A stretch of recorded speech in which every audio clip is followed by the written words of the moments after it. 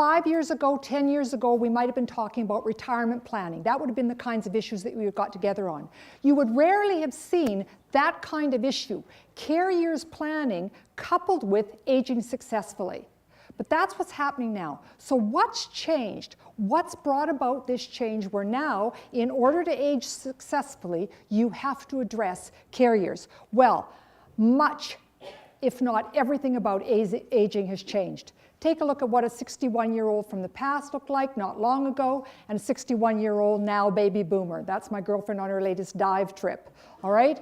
And a 1950s grandmother. Some of you are grandparents here. You don't see yourselves at all in the way that you saw your grandparents.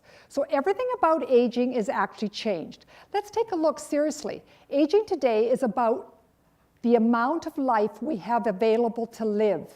It is not about the number of years. We do not use the term growing older anymore. It's nothing to do with the amount of years that we have to live. We never talk in terms of we only have 30 more years left. We now talk about what are we going to do when we're aging successfully? What other kinds of things are we going to reinvent for ourselves? So there's a real difference here as to what's taken place within our attitude recently. Let's get some ideas about where the changes have really taken place. Yesterday, we talked about dependency. Today, we talk about control of decisions.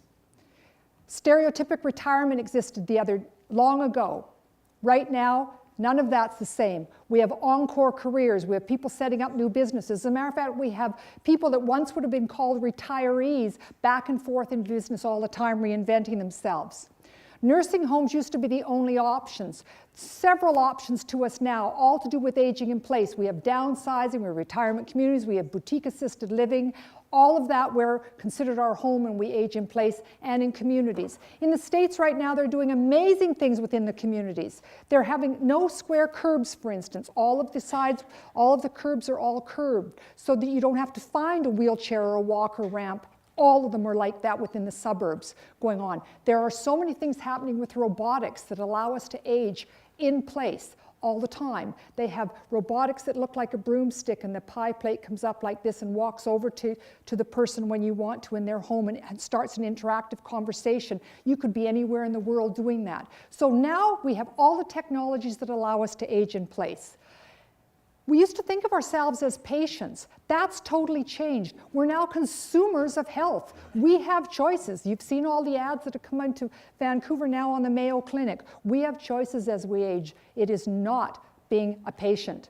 All right? We always talked in terms of taking care of our parents. Now we talk about management, care management of our parents and advocacy. The difference between care management and caregiving, quite distinctive now. Caregiving is the 24/7 where you go in and you do all the types of work. You help people with their mobility, bathing, getting pills, etc. Care management, which is what I did with my family, care management means, think of it in terms of being the Wally Bono or the Alain Vignon of the team. You are the coach. You call the plays. You look at the equipment. You set up the types of caregivers.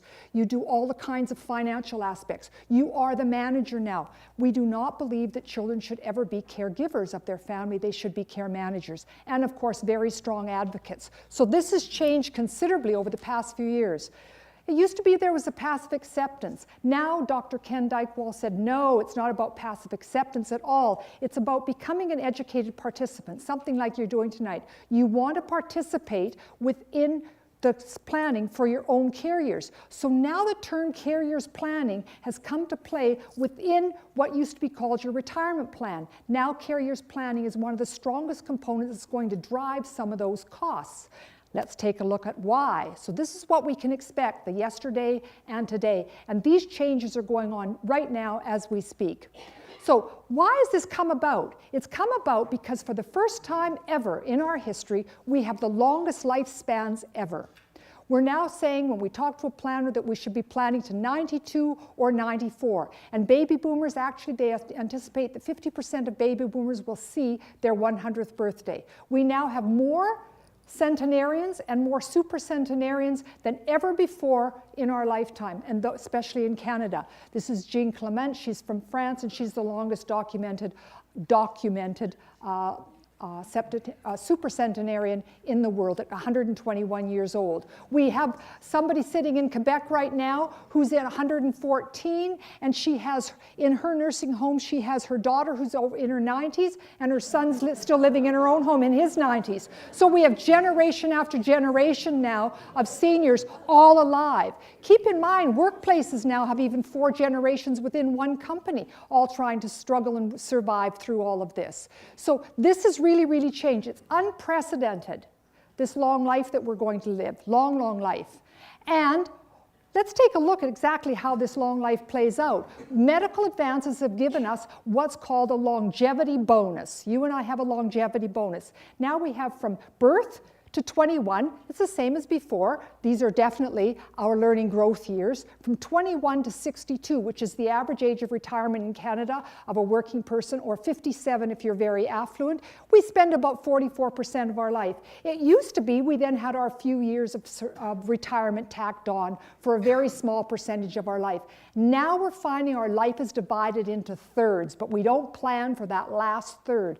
As a matter of fact, that last third is so dominant now that just this past year, they've given it a new term. We're no longer calling it retirement years. We're calling it second adulthood. And that's been termed in a new book called Composing a Further Life. They now no longer talk about living a new life, but because we have so many years from retirement to death now, so many years, unprecedented, we now get a chance to compose the second childhood of our life. All right? Well, for some of you, that might work. All right, but the key here is that last line on my slide. We have to keep in mind the longer we live, the higher our chances are that for some reason or another, through some part of our life or another, we're going to need some care. Short-term and or long-term. Long-term has to be over 6 months, between 3 to 6 months and onwards for it to be called long-term care. So this has changed. Our whole life cycle now has changed and been renamed for us already. All right?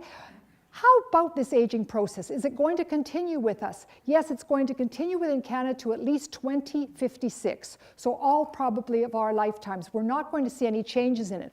Well, of course, why? Because we have such low fertility. Take a look at our fertility levels here. They dipped as low as 1.2 children per woman, and we are now at 1.5. But in order for us to change the aging process in our whole country, women will have to increase that fertility level to 2.1 children. And that simply is not going to happen. Take a look at the baby boom. You can see that age wave coming. Of course, what happened in the 60s, why did we drop off? That baby boom stop? Stop simply because of the pill. Not only the pill, but mass distribution of this pill. So that's what happened there. But right now, that aging process is not going to change in Canada and is not going to change probably in a good part of the world because of the low fertilities that we have at this point in time. The United Nations just declared that we aren't going to use the word old now until 70. But that included all the developing countries as well. But basically, what's happened, if you look at just the developed countries, we've started to use the word and apply it only from age 80 onwards.